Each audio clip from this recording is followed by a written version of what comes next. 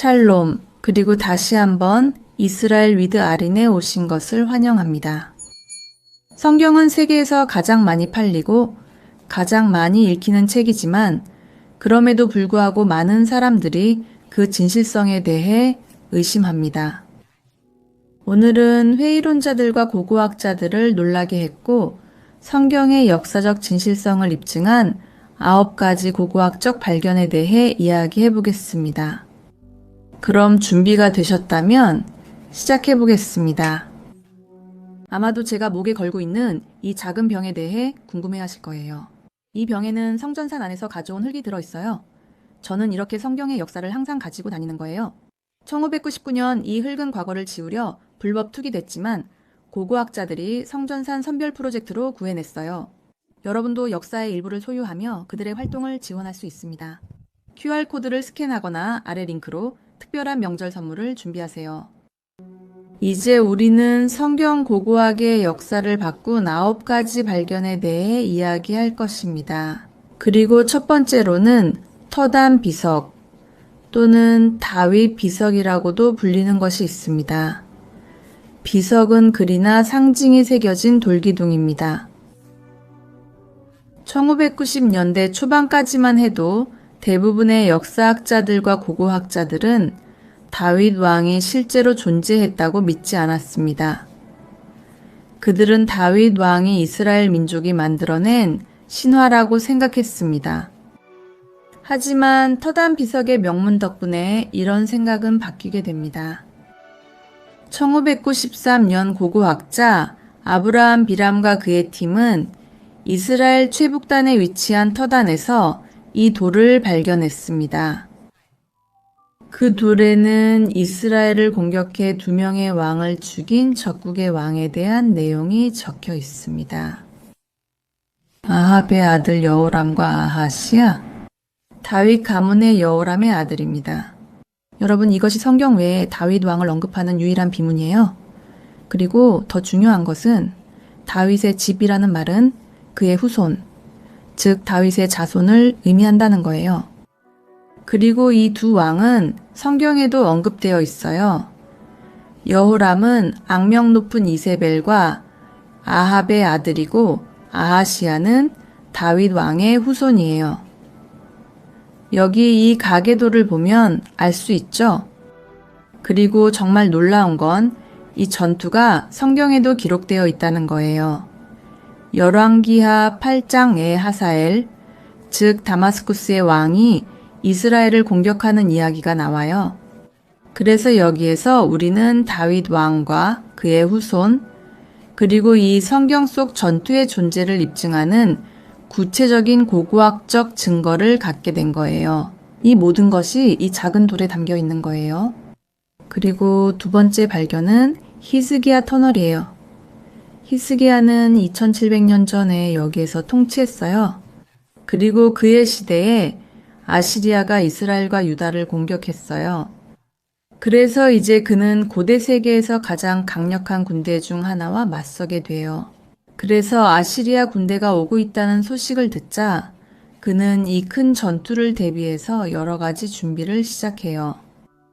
이 일들과의 진실 이후에 사네립 아시리아의 왕이 유대 쳐들어와서 견고한 성읍들을 포위하고 그것들을 점령하려고 했어요. 히스기야는 사네립이 오고 있고 예루살렘을 공격하려는 결심을 한 것을 보았어요. 히스기야는 그의 고관들과 용사들과 의논하여 성 밖에 있는 모든 샘들을 막기로 했고 그들은 그를 도왔어요. 또한 히스기야는 기온의 윗샘을 막고 그 물을 다윗성 서쪽으로 흐르게 했어요. 히스기야는 하는 일마다 형통했어요. 바로 이 터널이 성경에 언급되어 있는데 1838년에 발견되었어요. 그런데 우리가 어떻게 이 터널이 바로 그 터널이라는 것을 알 수 있을까요? 첫째로 이 터널은 성경의 묘사와 완벽하게 일치해요. 그리고 가장 중요한 것은 이 터널 안에서 발견된 비문이 이 터널이 어떻게 만들어졌는지 우리에게 알려주기 때문이에요.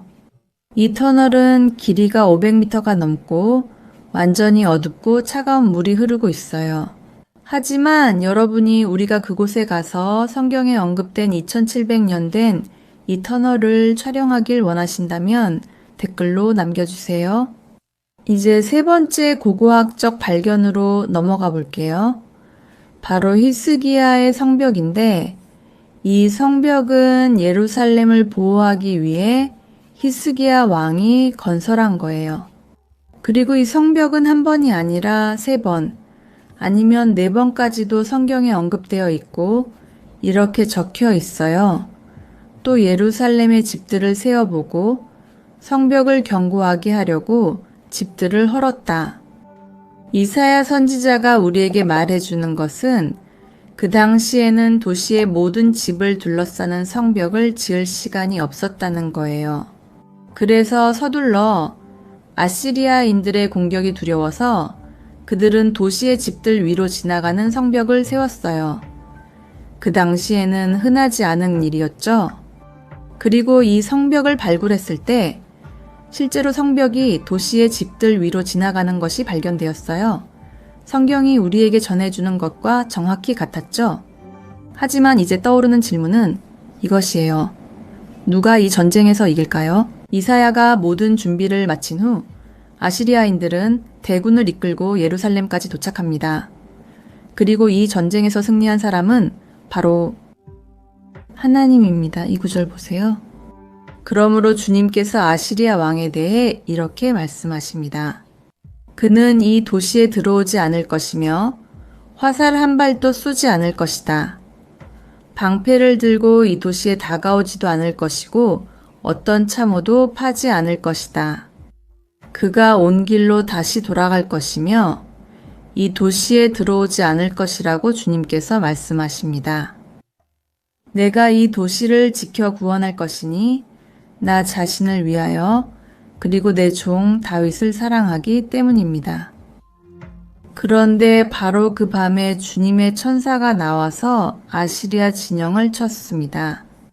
그리고 18만 5천 명, 이 아침 일찍 일어나 보니 모두 시체가 되어 있었습니다.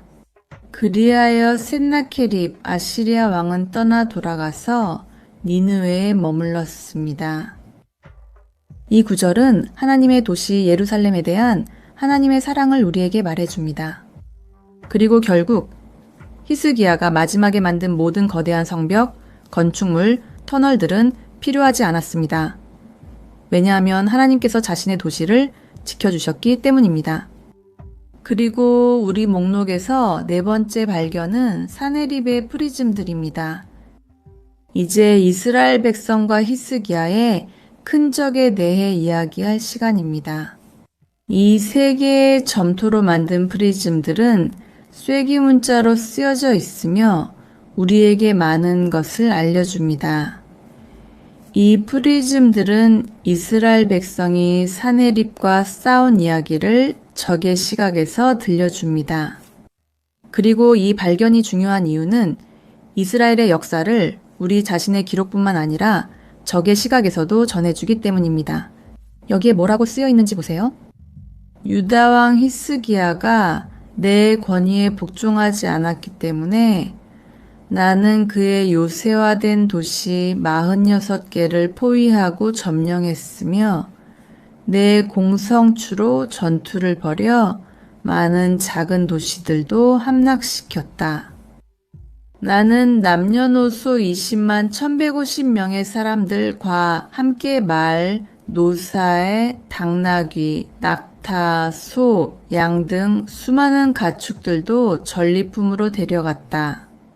히스기야에 대해서는 나는 그를 예루살렘 왕성 안에 새장에 갇힌 새처럼 가두었다.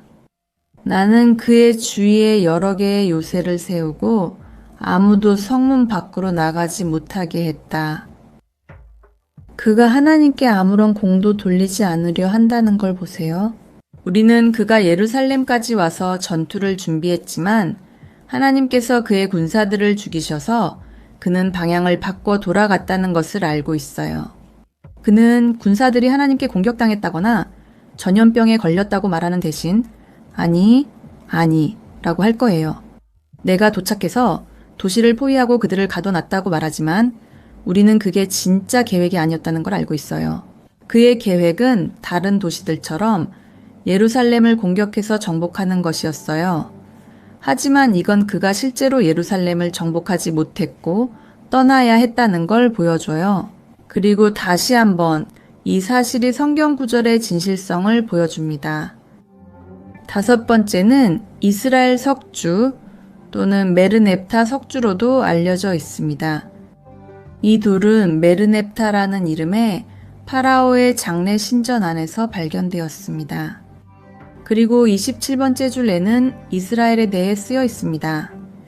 이 파라오는 가나안을 공격했고 이스라엘 민족에 대해 언급하고 있습니다. 이 돌은 3200년이 넘었으며 이스라엘 민족을 언급한 가장 오래된 기록입니다. 그리고 여섯 번째로는 우리 목록에서 우지야 왕의 무덤이 있습니다. 무덤 입구에 있던 명판이 발견되었고 그 위에는 이렇게 적혀 있습니다. 이곳으로 우지야의 뼈가 옮겨졌습니다. 유다 왕 열지 마시오. 먼저 다시 한번 성경에 나오는 왕의 이름이 등장합니다. 그는 다윗 가문의 후손입니다. 하지만 왜 마지막에 열지 마시오라고 쓰여 있는 걸까요? 성경은 우리에게 우지야가 나병에 걸려 죽었다고 말해줍니다. 그리고 아마도 몇 년 후에 그들이 이 표지판을 만들었을 때 사람들은 왕의 뼈, 특히 나병에 걸린 왕의 뼈를 만질까봐 두려워했을 거예요. 우리 목록에서 7번째 장소는 정말 충격적이에요. 그는 이스라엘의 12지파, 하나님의 이름, 성경 속 전쟁 등 많은 것들에 대해 이야기해요. 우리가 말하는 것은 모압석, 즉 메사 비석으로도 알려진 유물이에요. 메사는 모압의 왕이었지만 그의 시대의 모압은 이스라엘의 지배를 받고 있었고 이스라엘에 세금을 내야 했어요. 왜냐하면 40년 전에 움브리가 그 지역 전체를 정복했기 때문이고 이 비석에서 메사는 모압의 독립을 위해 어떻게 싸웠는지 이야기하고 있어요. 그는 이스라엘의 12지파 중 하나인 갓 지파와 싸우게 될 거예요. 그리고 그들이 어디에 있었는지 지도를 보세요. 그들은 바로 모압 영토 옆에 있었어요. 그리고 그 돌에는 그가 이스라엘의 하나님, 즉 테트라그라마톤 하나님의 이름을 가져갔다는 내용이 적혀 있어요. 그리고 그는 이스라엘의 하나님을 잡아서 모압의 주신인 케모스 앞에서 모욕해요.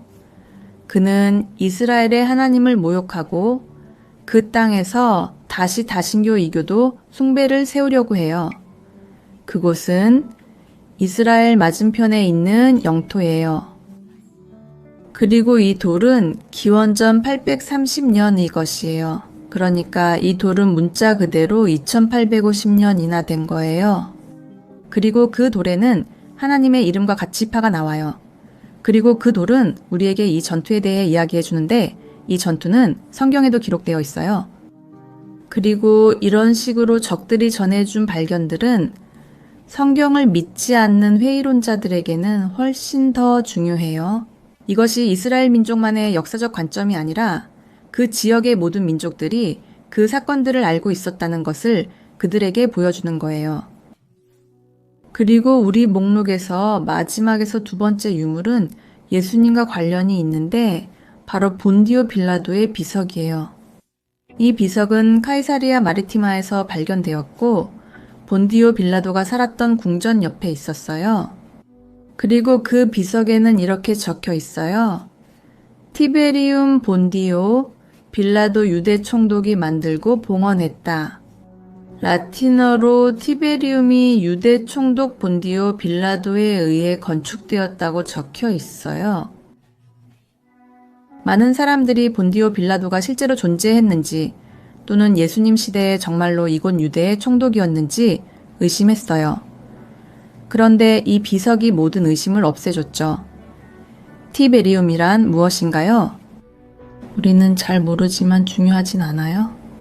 우리에게 중요한 것은 그가 총독이었다는 역사적 증거예요. 왜냐하면 그가 이 비문을 쓴 지 오래지 않아 예루살렘에 와서 예수님을 심판하고 십자가형에 처하게 했다는 것을 우리가 알고 있기 때문이에요. 그리고 우리가 마지막으로 이야기할 유물은 키루스의 원통이에요. 이 원통은 이스라엘 민족뿐만 아니라 이 지역의 다른 민족들의 역사도 바꿔 놓았어요. 어떻게 그런 일이 일어났을까요? 수년 전 바빌론 제국이 이스라엘을 정복하고 예루살렘 성전을 파괴한 뒤 유대인들을 바빌론으로 유배 보냈어요. 그들은 다른 민족들도 유배시키고 이 모든 민족들과 유대인들을 억압했죠. 그들은 바빌론에 앉아 언젠가 자신들의 땅으로 돌아갈 수 있게 해달라고 하나님께 기도해요. 바빌론의 강가에서 우리는 앉아 울었어요. 그리고 마침내 하나님께서 그 기도를 들어주실 거예요. 바빌론 제국은 페르시아의 왕 키루스에 의해 멸망당할 거예요. 그리고 이제 그는 이스라엘 백성과 다른 유배된 민족들을 데려다가 그들이 자신의 땅으로 돌아가도록 허락할 거예요. 시온으로의 귀환. 이 실린더에는 고레스가 여러 민족에게 각자 땅으로 돌아가도 된다고 직접 알렸다는 내용이 담겨 있어요. 저는 유대인들이 옛 바빌론에서 그 말을 들으면서 자기 땅으로 돌아갈 수 있다는 소식을 듣는 모습을 상상해요. 그리고 그들은 돌아가서 예루살렘의 두 번째 성전을 재건해요. 그리고 그때부터 성경의 중요한 시기가 시작되는데 그 시기는 나중에 70년에 성전이 파괴되면서 끝나게 돼요. 그래서 이 작은 유물은 이것은 하나님께서 자신의 백성에게 이스라엘 땅을 약속하셨을 때 신의 말씀이 이루어진 증거예요. 백성들은 추방당했지만 하나님의 개입과 키루스의 원통 덕분에 다시 돌아오게 되었어요.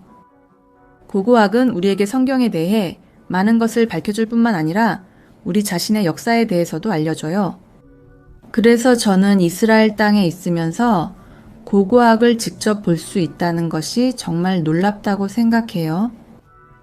시청해주신 모든 분들께 감사드리고 큰 키스 보내드려요. 다음에 또 만나요.